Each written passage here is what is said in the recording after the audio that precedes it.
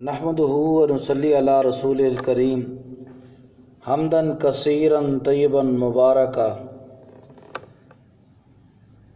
आज 20 माह रमज़ान है और बड़े ही खुश नसीब हैं वो चेहरे जो इस वक्त तैयारी में लगे हुए हैं एतकाफ़ बैठने की नीयत से, और बड़े खुश नसीब हैं वो मर्द व औरत जो आज एतकाफ़ के लिए बैठ जाएंगे। हदीस शरीफ में आता है कि रसूलुल्लाह सल्लल्लाहु अलैहि वसल्लम फरमाया, एतकाफ़ बैठने वाला ऐसा है जैसे मासूम गुनाहों से पाक हो, और एतकाफ़ बैठने वाला गुनाहों से पाक हो जाता है। उलमा फरमाते हैं कि इससे मुराद अल्लाह करीम सगीरा गुनाह बग़ैर तौबा के माफ़ फरमा देते हैं। जब सगीरा गुनाह तौबा के बग़ैर माफ़ होते हैं तो ये कबीरा गुनाहों की तौबा गिड़गिड़ा के रो के अल्लाह को मनाता है, अपने गुनाहों पे निदामत करता है। अल्लाह करीम इसके कबीरा गुनाह भी माफ़ फरमा देते हैं। इस तरह ये मासूम होकर गुनाहों से पाक होकर एतकाफ़ से फारिग होता है। कुछ उमूर हैं एतकाफ़ के उमूर में कुछ ये भी है जो हम बयान कर रहे थे, जिस तरह ठंडक के लिए गुस्ल करना, इसके मुतल्लिक बहवाला आपसे बात कर चुके हैं।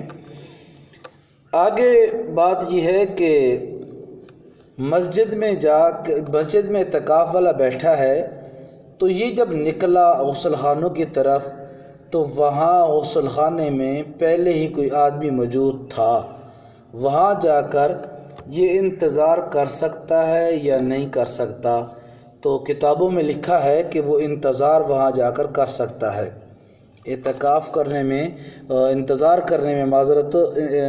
करने में कोई ममानियत नहीं है। हाँ, क़ज़ा हाजत रफ़ा हाजत के बाद 1 मिनट के लिए वहाँ खड़ा नहीं हो सकता, बल्कि फ़ौरन अपना काम करके दूसरी जगह मुंतकिल वज़ू के लिए बैठ जाएगा और वज़ू करके फ़ौरन मस्जिद में आ जाएगा। मसला समझ आ गया होगा आपको कि अगर आदमी गुस्ल खाने में कोई और आदमी है तो मुतकिफ़ उसके इंतज़ार में बैर खड़ा हो सकता है। दूसरी बात यह है कि एतकाफ़ वाला किसी को बाहर निकल के सलाम कर सकता है, या सलाम को करे जवाब दे सकता है कि नहीं, तो भाई सलाम भी कर सकता है। अगर कोई सलाम करे तो जवाब भी दे सकता है, लेकिन ये सारा काम चलते चलते करेगा, खड़े होकर रुक के एहतमाम नहीं करेगा इसका।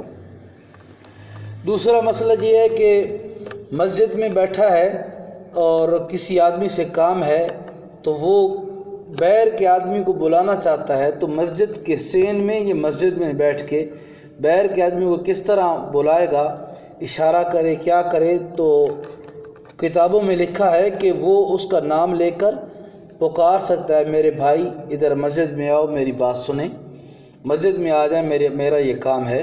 तो वो मस्जिद के अंदर बैर वाले से हम कलाम हो सकता है। दूसरा, सिगरेट और निस्वार का मसला।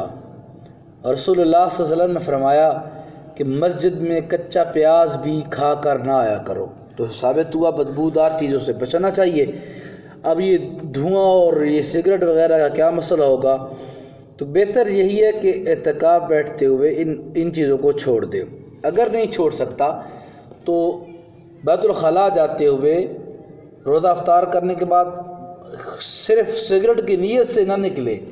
अगर उसको तकाज़ा आया है, छोटा पेशाब आया है, बड़ा पेशाब आया है, उसको ज़रूरत लहके हो गई है, तो उस लिए जब निकलेगा तो सिगरेट या निस्वार बीड़ा वगैरह वो अपने मुंह में रख सकता है।